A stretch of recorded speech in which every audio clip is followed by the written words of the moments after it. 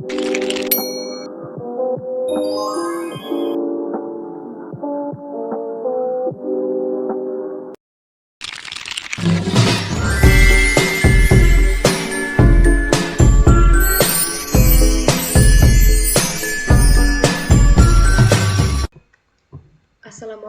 warahmatullahi wabarakatuh. Perkenalkan, saya Gita Rahayu dengan NIM A1B1236099. Di sini saya akan membahas mengenai 9 strategi pembelajaran dalam mata kuliah strategi. Yang pertama yaitu ada strategi pembelajaran kognitif. Strategi pembelajaran kognitif merupakan strategi pembelajaran yang menekankan pada proses mental siswa dalam memahami, mengingat, dan menggunakan informasi. Nah, pendekatan ini membantu siswa untuk aktif dalam memproses informasi yang mereka terima. Fokusnya bukan pada hafalan, melainkan bagaimana siswa mengolah informasi supaya bisa dipahami dan diterapkan kembali pada saat dibutuhkan.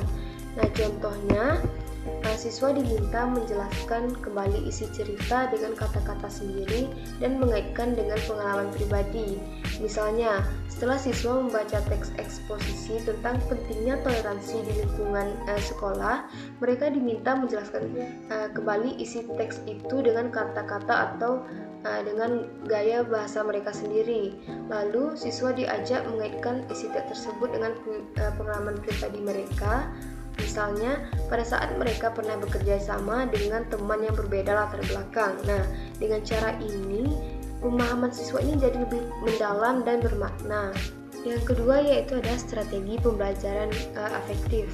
Strategi pembelajaran afektif merupakan strategi pembelajaran yang bertujuan untuk membentuk sikap, nilai, dan kesadaran emosional siswa melalui pengalaman belajar yang menyentuh hati dan membangun empati. Nah, strategi ini penting untuk membentuk karakter siswa, tidak hanya dari aspek kognitif yang dikembangkan, tapi juga bagaimana siswa menyikapi sesuatu secara emosional dan secara sosial.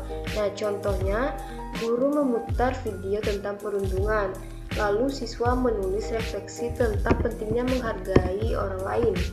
Nah, kegiatan ini memberi pengalaman yang menyentuh karena siswa tidak hanya melihat kejadian, tapi juga meminta merenungkan dan menuliskan pandangannya. Nah, dari sini muncul kesadaran emosional yang lebih dalam terhadap siswa. Yang ketiga yaitu ada strategi pembelajaran kooperatif.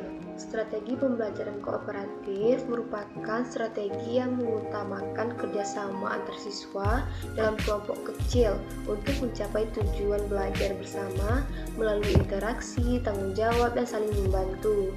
Nah, pendekatan ini atau strategi ini menekankan proses sosial dalam pembelajaran.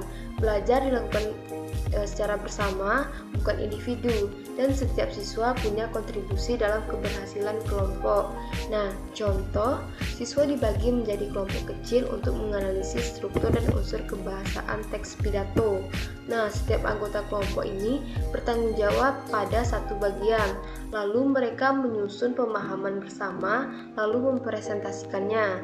Nah, kegiatan ini menumbuhkan tanggung jawab individu dan kolaborasi. Meskipun mereka kerja kelompok, tapi setiap siswa harus memahami bagian masing-masing agar pemahaman kelompok menjadi utuh.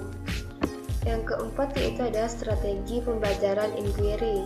Strategi pembelajaran inquiry merupakan strategi yang mengarahkan siswa untuk aktif mencari informasi, merumuskan pertanyaan, mengamati, menganalisis, dan menarik kesimpulan sendiri. Nah, pendekatan ini melatih keterampilan berpikir kritis dan mandiri. Siswa tidak langsung diberitahu, tapi diberi ruang untuk mengeksplorasi dan menemukan jawabannya sendiri. Nah, contoh, siswa diminta mengamati teks laporan hasil observasi dan menyimpulkan cirinya secara mandiri. Nah, melalui kegiatan ini, siswa belajar dari proses penemuan, bukan dari penjelasan guru. Nah, mereka jadi lebih paham karena menemukannya sendiri, bukan hanya sekedar menerima. 5 yaitu ada strategi pembelajaran ekspositori. Strategi pembelajaran ekspositori merupakan strategi pembelajaran di mana guru menyampaikan materi secara langsung dan terstruktur dengan siswa sebagai penerima informasi secara aktif. Nah, biasanya guru menggunakan metode ceramah. Meski terlihat satu arah, strategi ini tetap melibatkan siswa secara aktif dalam memahami materi dan informasi. Nah, biasanya strategi ini cocok untuk menyampaikan materi baru. Contoh, guru menjelaskan ciri-ciri dan struktur teks deskripsi secara langsung, lalu guru memberi latihan soal. Nah, ini merupakan proses pembelajaran yang efisien untuk materi yang bersifat teoritis. Setelah siswa paham dasar konsepnya, barulah mereka diberikan kesempatan untuk mengaplikasikan melalui soal latihan tersebut. Keenam yaitu ada strategi pembelajaran kontekstual atau CTL. Strategi pembelajaran kontekstual merupakan strategi yang mengaitkan materi dengan kehidupan siswa agar mereka memahami makna dan manfaat dari apa yang mereka pelajari. Nah, strategi ini membantu atau membuat pembelajaran terasa lebih relevan bagi siswa dengan menghubungkan materi pelajaran dengan pengalaman sehari-hari mereka. Siswa lebih mudah memahami dan mengaplikasikan pengetahuan yang dipelajarinya. Nah, contoh, siswa diminta menulis surat edaran tentang kebersihan sekolah berdasarkan kondisi lingkungan sekitar mereka. Nah, contoh ini menunjukkan bagaimana materi pelajaran tidak hanya diajarkan secara teori saja, tetapi juga dikaitkan dengan situasi yang ada di sekitar siswa. Nah, dengan menulis surat edaran, siswa bisa merasakan langsung relevansi pembelajaran terhadap kehidupan mereka. Yang ketujuh yaitu ada strategi pembelajaran metakognitif.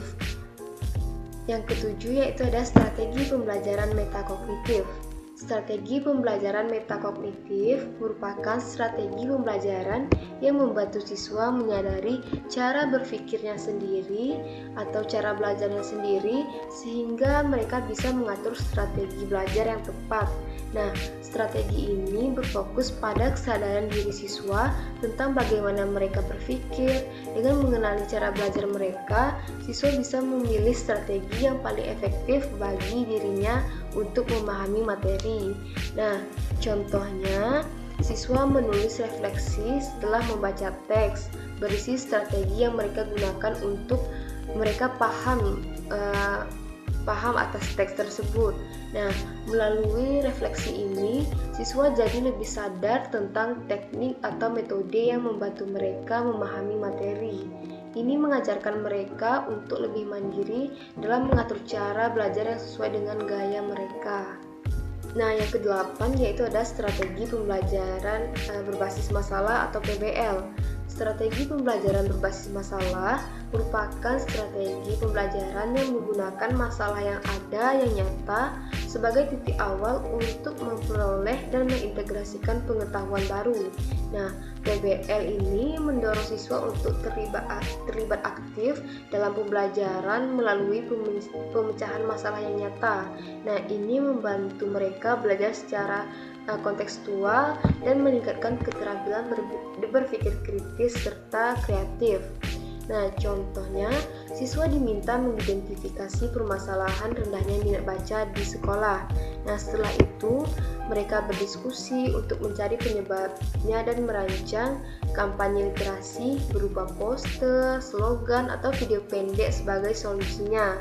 Nah, dengan menganalisis masalah yang nyata, siswa dilatih untuk berpikir kritis dan mencari solusi yang aplikatif.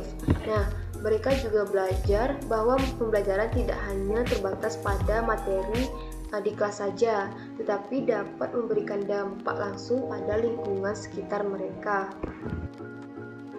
Nah, yang kesembilan yaitu ada strategi pembelajaran berbasis proyek atau PJBL. Strategi pembelajaran berbasis proyek merupakan strategi pembelajaran yang melibatkan siswa dalam merancang, melaksanakan, dan menyelesaikan sebuah proyek untuk memecahkan masalah atau menciptakan atau menghasilkan sebuah produk nyata. Nah, PJBL ini memberikan pengalaman belajar yang lebih menyeluruh karena siswa terlibat langsung dalam proses perencanaan dan pelaksanaan proyek. Dengan menghasilkan produk nyata, siswa belajar bagaimana mengaplikasikan pengetahuan mereka dalam situasi yang lebih kompleks dan kreatif.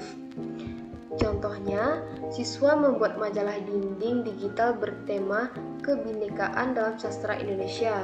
Mereka menulis puisi, cerpen, dan membuat ilustrasi. Hasilnya dipresentasikan dalam bentuk mading digital dan dibagikan ke teman-teman sekolah. Nah, dalam contoh ini, siswa tidak hanya belajar tentang sastra Indonesia, tetapi juga mengasah keterampilan kreatif dan teknis seperti menulis, menggambar, dan menggunakan teknologi digital. Nah, proyek ini memberikan kesempatan bagi mereka untuk berkolaborasi dan menghasilkan karya yang dapat dipamerkan.